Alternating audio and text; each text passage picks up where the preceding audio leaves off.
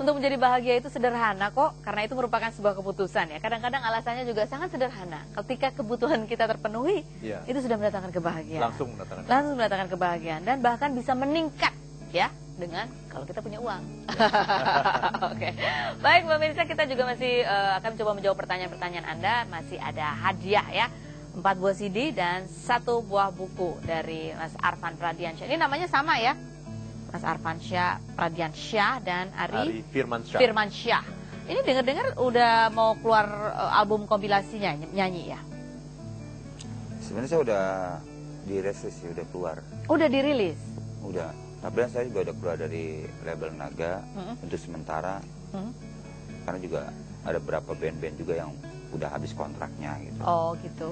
Lagu apa waktu itu yang di Recycle, lagunya Titi Sandora. Apa tuh? Oh ibuku, hatiku pilu. Aduh. Dan ada lagu karya sendiri, Aku Hanya Meminta Padamu. Indah dan Bahagia Padamu. Oke. Jadi ada menciptakan lagu juga ya? Iya. Dan itu juga merasa bahagia ketika menyanyi. Lebih bahagia mana ketika menyanyi sama ketika rekaman?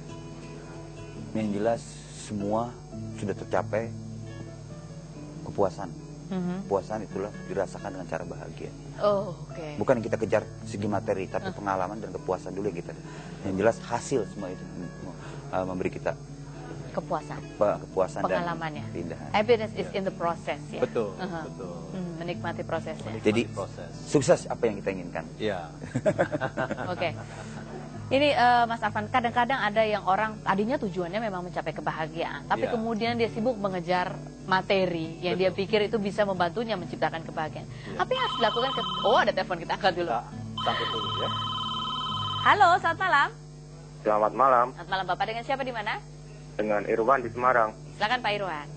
Ya, ini mau nanya, bagaimana biar kita selalu bahagia, tapi dalam hidup ini dengan uang yang pas-pasan, tidak banyak.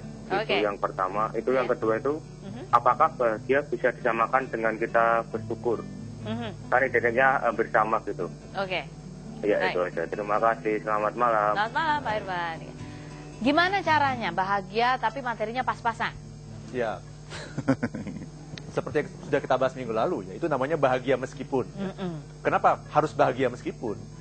Karena kalau sudah materinya pas-pasan, kemudian tidak bahagia pula, rugi 2 kali. Tekor malah ya. Rugi 2 kali. Rugi 2 kali. Mending rugi 1 kali saja ya. Justru materinya pas-pasan, tapi kalau kita masih bahagia, maka kita masih akan gembira untuk mencari uang lagi.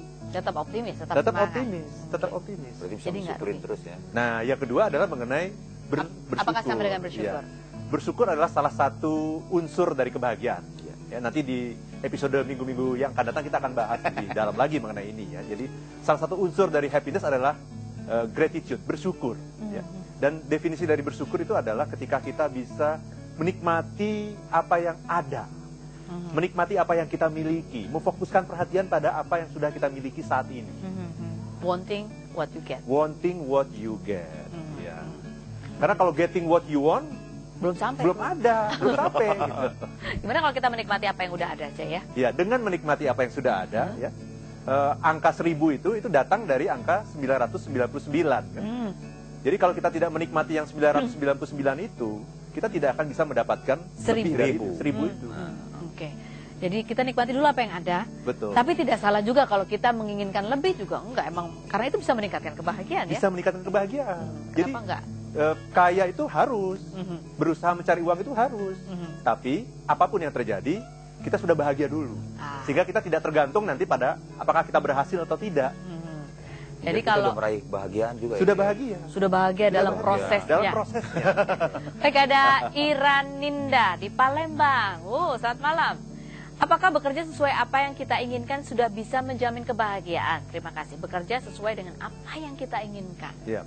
Ini pertanyaan yang bagus ya dari Iraninda ya. Jadi bekerja sesuai dengan apa yang kita inginkan tergantung apa yang kita inginkan.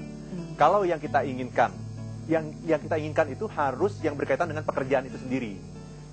Misalnya. Jadi karena ada orang yang bekerja dia merasa bahagia hanya karena faktor uang dan faktor kenyamanan. ya, pergaulan yang ada di lingkungan kerja gitu. Apakah itu memberikan kebahagiaan? Itu namanya hanya pseudo happiness. Karena kebahagiaan yang utama itu adalah ketika Anda senang melakukan pekerjaan. Seperti halnya Mas Arda yang menyanyi itu senang gitu. Nah, jadi ibaratnya dibayar atau tidak dibayar, tetap senang. Yang penting kita menghibur diri dulu pertama, baru kita bisa menghibur berbagi hiburan. Betul. Jadi kebahagiaan yang sejati itu adalah kebahagiaan yang disebabkan oleh pekerjaannya.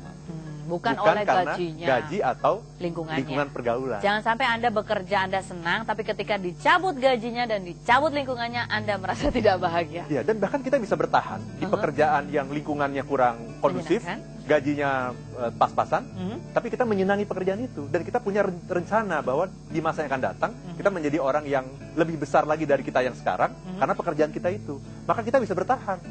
Oke, jadi bahagia meskipun ya. Betul, bahagia meskipun lingkungannya begini, mungkinnya begitu. Baik, ini menarik sekali ya. Kita masih ada satu segmen lagi di Happiness with Arfan Pradiansyah. Ada 4 CD dan 1 buah buku menanti Anda. Kami tunggu dan juga kami akan masih menjawab beberapa pertanyaan. Ini masih ada waktu sedikit ya. If you wanna be happy now.